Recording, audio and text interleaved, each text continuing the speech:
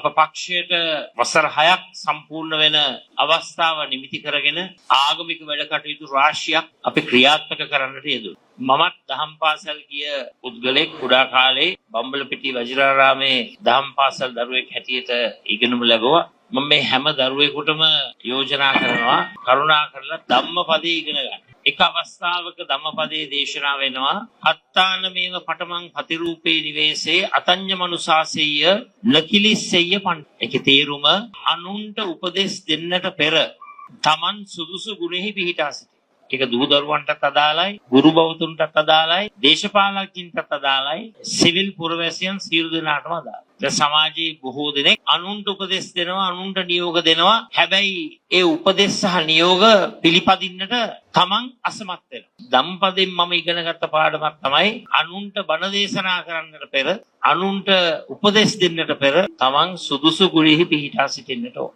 රටේම දහම් පාසල් පද්ධතිය බරපතල කඩාවැටීමකට ලක් වෙමින් පවතී. දැන් වෙනදට දහම් පාසල් පද්ධතිය ශක්තිමත් කරන්නට රාජ්‍ය මැදිහත් වීමක් තිබුණා.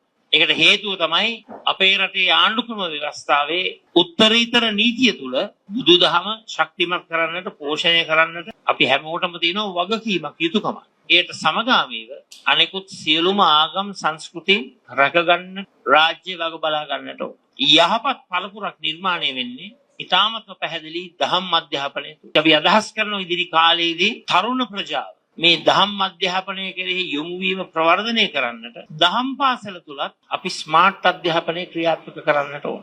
ඉංග්‍රීසි භාෂා සාක්ෂරතාවයේ ප්‍රවර්ධනය කිරීම ක්‍රියාත්මක කරන්නට ඕන. හැම ඉරිදා දවසකම මේ දහම් අධ්‍යාපනයට අමතරව එවන නැත්නම් සමගාමී සුහුරු අධ්‍යාපනය ක්‍රියාත්මක වීම සඳහා මේ පන්සල කේන්ද්‍ර කරගෙන ආගමික සිද්ධාස්ථානයේ කේන්ද්‍ර කරගෙන මේ වැඩපිළිවෙල ක්‍රියාත්මක කරන්නට කටයුතු කරන්නට ඕන.